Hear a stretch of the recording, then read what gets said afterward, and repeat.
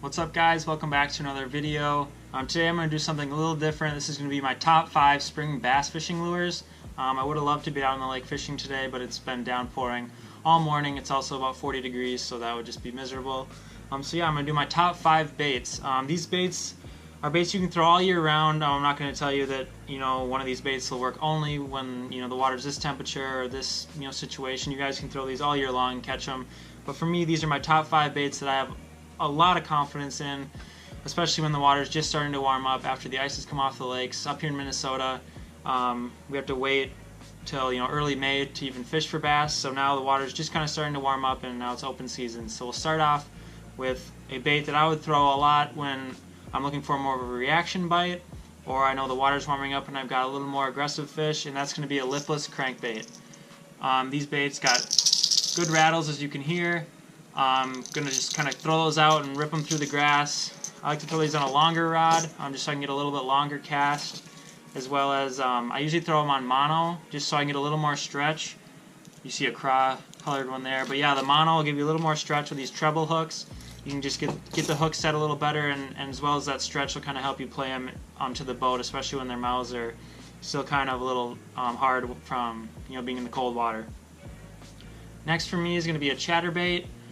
Up here, the forage is a lot of bluegill, perch, crappie. I think this does a really good job of imitating any of those.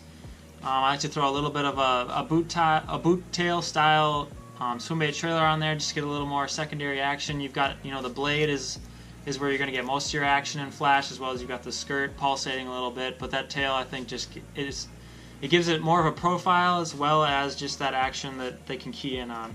Chatterbait, I'm going to throw that around a lot of vegetation. It comes through grass really well. Wood, I would not recommend so much. It just tends to roll over and actually kind of snag a lot more through wood. I'm not exactly sure what the reason is for that, but I would definitely stick to grass or even just open water, depending on what you're fishing. And braid is really good, but you can throw it on anything really, depending on your water clarity and what you're confident in. Next, kind of piggybacking off the chatterbait is just a swim jig. You don't have as much vibration and flash as a chatterbait with that blade going back and forth in the front. It's more subtle. Maybe if I've got a little bit more sunny bluebird skies, high pressure, clear water, just the fish aren't quite as aggressive, it seems. I'll throw a little twister tail grub kind of style on there, as well as you can throw the paddle tail as well. Whatever you've got, whatever you like to use is fine. Another style jig I like to throw is just a flipping jig. If I've got grass clumped up, I can just flip that in there, hop it a few times, don't get a bite, bring it back in. Whereas the swim jig, you're going to cast it out, kind of just slow roll it through the cover. You can drop it in pockets and hop it and whatnot as well, but I like to kind of differentiate the two and flip one while I swim the other.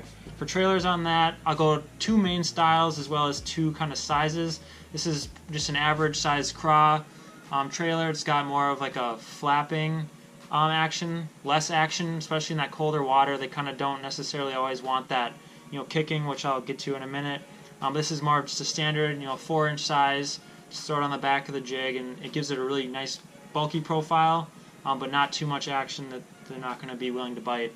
Next, I'll go to a chunk style trailer. As you can see, it's a lot smaller, but the claws on there, will actually do a lot of kicking in the water. So if you reel it or you're letting it fall, those things are going to be kicking the whole way, giving a little more thump in the water, moving some water, that the fish can maybe feel a little better. So those are the 2 I like to go to this time of year. Again, it depends on the situation, and as well as what you just like to throw. You can throw either.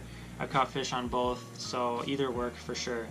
I will say earlier in the year, especially up here in Minnesota, when the ice comes off the water is usually pretty clear, just because under the ice, the weeds not growing up, you're not going to have a bunch of algae blooms or anything, so the water is pretty clear generally. And so when I choose colors, it's usually a lot of green pumpkins. As you can see, there's some lighter green pumpkins, some browns, a little bit of blue. Again, mimicking those bluegill that are coming out and getting into shallow vegetation, as well the bass are trying to eat them. So I like to stick to green pumpkins a lot. As you can see, most of these jigs have green pumpkin on them, mimicking those bait fish. But I will throw a black and blue as well. If you've got more of an overcast day or you've got a little more dirtier water, depending on where you're at.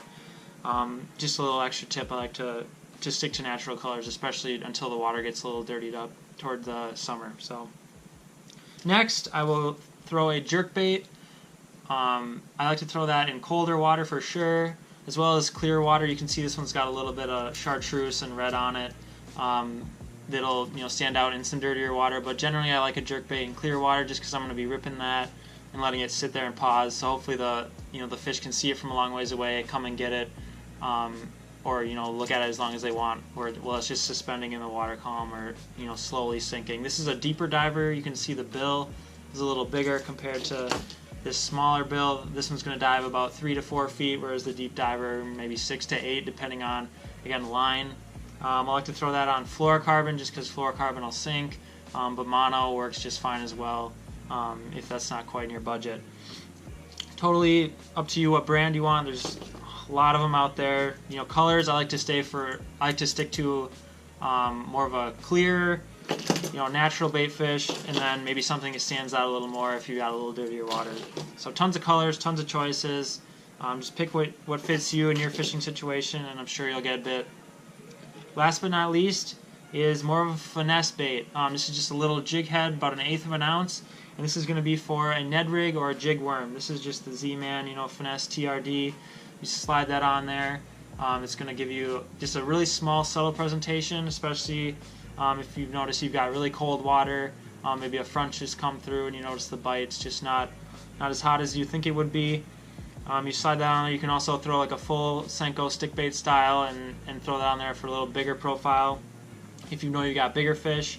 But really what I like to do is if I've been throwing the lipless, the jigs, and I've been getting bites and I think there's still fish there, I like to try to throw this guy in to pick off the rest of the fish in the school. Something I also like to do, especially when I'm fishing a lot around vegetation here, is I'll actually tie, I don't know if you can see this little piece of heavy mono on there, I'll tie that to the eye, and then I'll actually just fold that around once I hook the bait on, and it'll actually act just as like a weed guard. So that grass will come over. It's not super thick, obviously. You can rip it, you can pull through it, even if you're fishing light line. It's not going to impede on your hook set, but it just protects you from having to pick off, especially that little bit of slimier grass that's kind of dead and left over from last fall and through the winter that's kind of dead. It'll stick on your hook. It just can be kind of a nuisance. So that's something I like to do. Just a little tip for you guys. I don't know how many people, I'm sure some of you guys have heard of that, but it's just a really easy way to kind of prevent that nuisance from happening.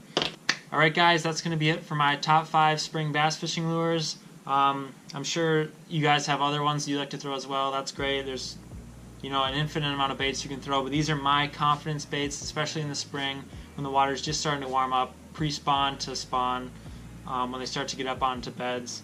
If you have any questions about the baits, leave a comment below and I'd be glad to answer them for you. If you haven't yet, subscribe to the channel. We've got a ton of more fishing videos coming out this summer. It's going to be a blast, so stick with us, and we'll catch you next time.